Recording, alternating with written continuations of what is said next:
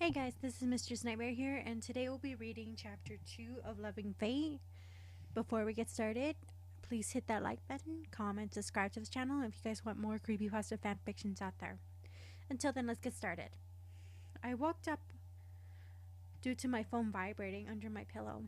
I checked to see who it was and read my phone's caller ID. It was a message from my mom. I opened it and read it out loud. Or read it. Marceline, sweetie, I'm sorry, but I will not be returning for a few weeks because of certain circumstances I have with my job. Be safe and please no going out before 10, okay? Love you, Marceline. I had a what the fuck moment and threw myself over my pillow on my pillow and grabbing a spare and putting it over my head. What a great way to start off my day, I thought as I slowly got off my bed and headed towards the shower. Time skip. Once I got out of the shower, I changed into Nick shorts and a gray spaghetti strap undershirt, and I did my hair in a high ponytail. I looked for my laptop once I had it and started acting up. The stupid thing opened and so to the website called Clearbot. I knew it was Ben, so I decided not to talk to him. So I just closed my laptop. After a while, my laptop started acting weird. It started acting strange, and now Ben was in my fucking room. Ben, what are you doing here? Aren't you supposed to be scaring people on Clearbot or something? I said. Ben just shrugged and said, well, I was, but I got bored, so I decided to kick it with you for a while. I just looked at him and said, I guess. So what you want to do? Ben looked around for a bit and said, let's play Call of Duty Zombies. Okay, now you're talking, I said. So Ben and I went to play Call of Duty. We began playing Call of Duty, but Ben seems to be winning. He keeps beating me in this game until he started laughing. Ben, shut your face. This isn't funny. Ben didn't listen to me and he kept laughing. So I tackled Ben until our faces were close to each other. Oh, princess, you shouldn't have done that, Ben purred in my ear. Oh, I am so scared, I said sarcastically while looking at him. Ben eventually got closer to my face and then he kissed me. I was surprised of what he just did, but this time I enjoyed it very much. Then I let go and got up and looked away from him because I was blushing like crazy, and Ben was also blushing. Ben went up to me and held me from my waist. My cheeks got redder, and then Ben kissed me on my cheeks.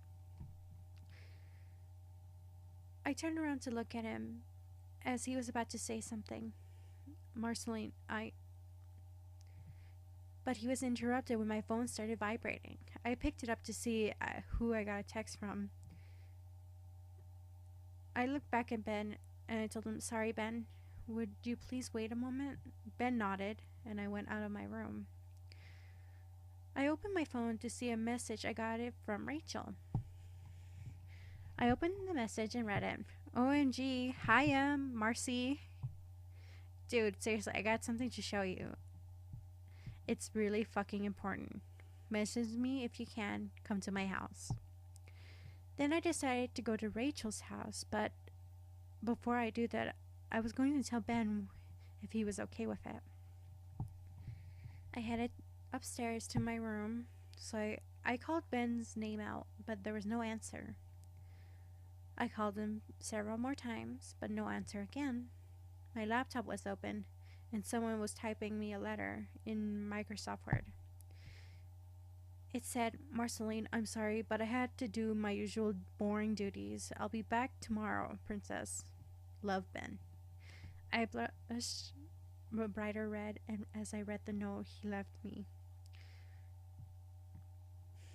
Well, Ben's gotta do what Ben's gotta do, I said sarcastically as I got my keys and left to Rachel's house. Time skip. I arrived at Rachel's house safely. I knocked on her door 3 times until her mother answered. I smiled and said, "Hello, Mrs. Garcia. Is Rachel home?" Mrs. Garcia smiled and said, "Yes, she's in her room. You may come in if you like." Then I came into Rachel's house. Mrs. Garcia let me go to Rachel's room and I began to climb the stairs. Once I reached to her door, I knocked and Rachel answered. Rachel smiled at me and pulled me into a hug. "Yes, Marcy, you're finally here. Dude, I got something to show you." Then she grabbed my hand and covered my eyes. Then she made me look at her wall. Her wall was fucking amazing. It had pictures of every creepypasta we like. I gazed in amazement and said, as Rachel looked at me and said, "You like it, Marcy?" I just turned around with a big smile on my face and said, "Fuck yeah, I do."